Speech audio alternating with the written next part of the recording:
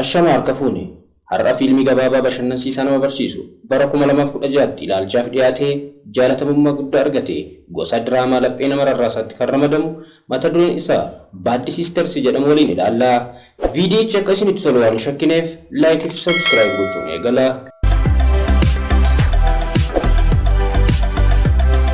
Jalqaba dargaggeessi Jeesen jedhamu kutaasaa keessa taa'ee muuziqaa otoo taphatuun agarsiisuun eegalee muuziqoota sagaleessus moobaayilii isaadhaan waraabee sooshaal miidiyaa isaa irratti gadhiisaa. Jeesanii fi obboleettiin isaa Zoyi yeroon boqonnaa isaanii waan dhumeef gara mana barumsaa kaatolikii duraan barachaa turanitti deebi'u. Daarektarri mana barumsichaa Ribikaa kan jedhamtu yoo ta'u jijjiirraadhaan barsiistuu gara mana barumsaa isaanii dhufte Soofiyaa kan jedhamtu waliin wal barti. Ribikaan Soofiyaadhaan mana barumsicha keessa naannessitee daawwachiisaa otoo jirtu Jeesen dhufee lamaan isaanii nagaa gaafata. Ribikaanis barsiistuu isaanii haaraa akka taatetti himuun Soofiyaatti kutaa ishee agarsiisti. Soofiyaanis kutaa ishee seentee laaptooppii ishee irraa muuziqoota Jeesen dhaggeeffachaa erga turtee booda iskiriinii laaptooppii ishee irraa suura Jeeseniin dhungatti. Guyyaa itti aanu Soofiyaan barsiisuuf gara daree wayita deemtu Jeesen intala Saaraa jedhamtu waliin otoo odeessu argitee hinaafuun barattootni bakka taa'umsa isaanii akka wal jijjiiran gooti. Alattis Jeeseniif Saaraan otoo wal dhungatanii Soofiyaan argitee hinaaffaan mataarra ishee bahuun Saaraa waamtee lammaffaa Jeesen bira akka hin geenye akeekkachiistee Jeeseniin kilaasii booda gara kutaa ishee akka dhufu isa affeerti. Innis akkuma affeerame kilaasii booda gara kutaa Soofiyaatti qajeelee isheenis akka inni dhufu baruun yaada tokko uummachuun balbala mana ishee xiqqoo saaqxee uffata ishee jijjiirrachuu jalqabdi. Jeesen gara kutaa ishee akkuma gaheen karaa balbala saaqamee wayita ilaalu Soofiyaan uffata jijjiirrachaa akka jirtu argee nahuun deebi'ee sokka. Soofiyaanis pilaaniin ishee kan hojjete waan itti fakkaateef gammaddeen seeqxi. Guyyaa itti aanu dhuma torbanii waan ta'eef maatiin barattootaa ijoollee isaanii fudhachuuf ni dhufu turanii. Jeesanii fi Saaraan nagaa walitti dhaammachaa otoo jiranii Soofiyaan miira hinaaffaadhaan isaan ilaalaa turte. Jeesen gara manaatti erga deebi'ee maatii isaatti barachuu akka hin barbaannee fi muuziqaa isaa itti fufuu akka barbaadu isaanitti himnaan haati isaa yaada isaa deeggaranis abbaan isaa garuu murtoo kanatti gammadaa hin turre. Jeesenis qarqara bishaaniitti muuziqeessaa otoo jiru Soofiyaan dhokattee isa dhaggeeffachaa otoo jirtu bilbilli Saaraa irraa isaaf bilbilamee yeroo inni haasa'u eegalu Soofiyaan baay'ee aarti. Soofiyaanis gara kutaa Saaraa dhokattee seenuun kitaaba Saaraa keessa hashiishii keessi. Guyyaa itti aanu Soofiyaan borsaa barattootaa yeroo sakattaatu kitaaba Saaraa keessaa hashiishii ofuma ishee keessi sana argiti. Kanarraa kan ka'es Saaraan mana barumsaa irraa akka dhi'amtu taasifamti. Kun kanumaan otoo jiru guutummaan mana barumsichaa akka sakatta'amu taasifamnaan sakattaatotni kutaa Jeesen keessaa dhugaatii alkoolii arganii isa adabuuf qophaa'aa otoo jiranii Soofiyaan Jeesen mana barumsicha akka turu waan barbaaddeef ofiishee akka adabdu isaan amansiisuun torban tokkoof mana barumsaa keessa ture akka qulqulleessu ajajji. Fiilmichis Soofiyaan ofii itti yaaddee kutaa Jeesen keessaa dhugaatii akka keessee fi jaalala isaatiin akka qabamte nu agarsiisa. Dhumni torbanis gahee Jeesanii fi obboleettiin isaa Zoyi mana barumsaa qulqulleessuuf achuma turu. Otoo qulqulleessaa jiranis Soofiyaan kan isaan gargaartu fakkaattee Jeesaniin dogoggorsuuf yaalii taasisti.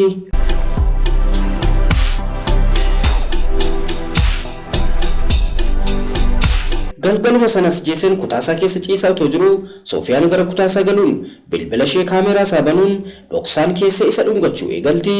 Jeesen isheen monoksee waan taateef isatti toluu baatus miira isaa to'achuu waan hin dandeenyeef ishee wajjin ciisanii. Ganama isaa Jeesen monoksee wajjin walqunnamtii saalaa waan raawwateef miirri balleessummaa isatti dhagahama. Akkuma Jeesen baheen Soofiyaan gara kutaasaa seenuun uffata isaa suufuu eegaltus akka tasaa Zoyi qaqqabuun kan argite hunda isaa obboleessa isheetti himti. Kanaanis Soofiyaan gochaa Zoyiitti aaruun yeroo qormaataa qabxii gadaanaa kennitiifi. Zoyin barattuu cimtuu kutaa sanaa waan taateef qabxii kennameefiin bitaa itti galee too jiru gara kutaa isheetti deebi'uun teebilii irraa deebii qormaataa argiti. Yerosuma Soofiyaanis gara kutaa isheetti seentee Soofiyaan Zoyi deebii qormaataa akka itti fakkeessuuf shira xaxxee turte.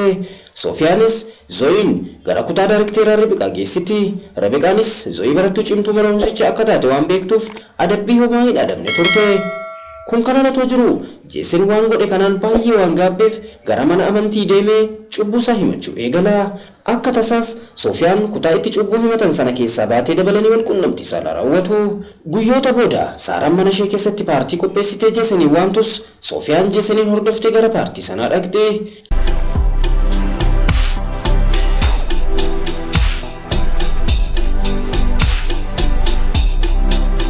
Akkuma achi gahaniinis Saaraan gara Jeesenitti siquun dhungachuuf yaaltus Jeesen Soofiyaa waliin kan raawwatan yaadatee otoo isheen dhungatiin paartii sana dhiisee sokkus harka isaatti dhugaatii alkoolii qabatee waan tureef poolisiin dhufee to'annaa jala isa oolchaa.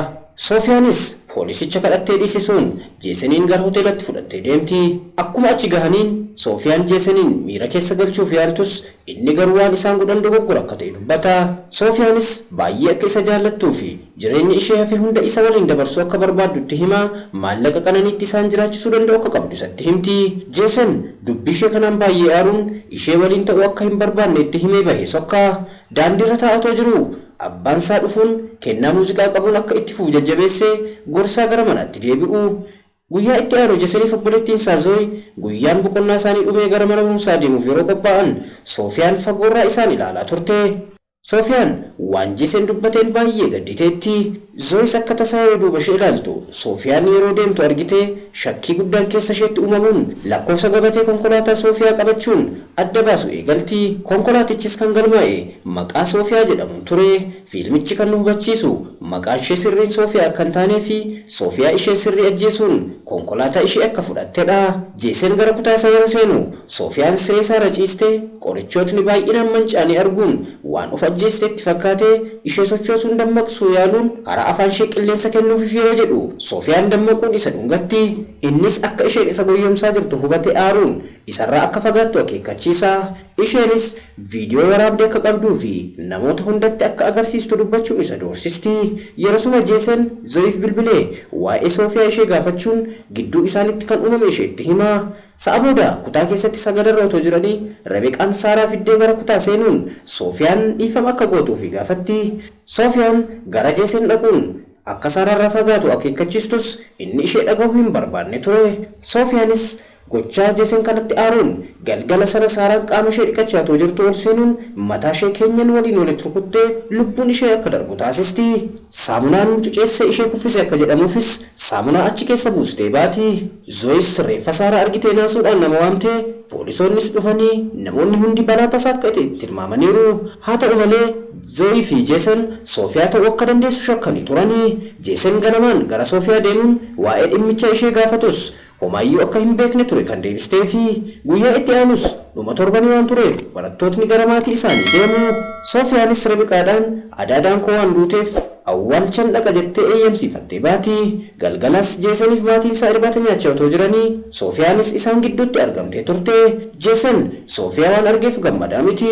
Zooyis Soofiyaadhaan gaaffiitii mudduu eegaltee gaaffii isheen gaafattus sirriitti deebisaaf waan hin jirreef Zooyi shakkiin ishee daran dabala. Rebeekaan abaaboo awwaalchaa Soofiyaaf erguuf gara hospitaalatti yeroo bilbiltu namni du'a akka hin jirree fi Soofiyaan ishee sobaa akka jirtu hubatti.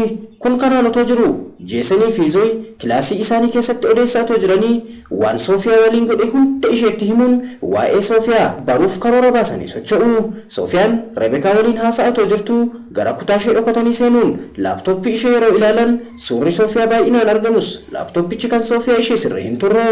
Madda biraa barbaadaa otoo jiranii Jeesen laaptooppii biraa argee yeroo banan suuraa fi viidiyoota Jeesen qofa argu. Maqaan Soofiyaa inni sirriin Laawuraa Peetersen ta'uu ishee adda baafatu.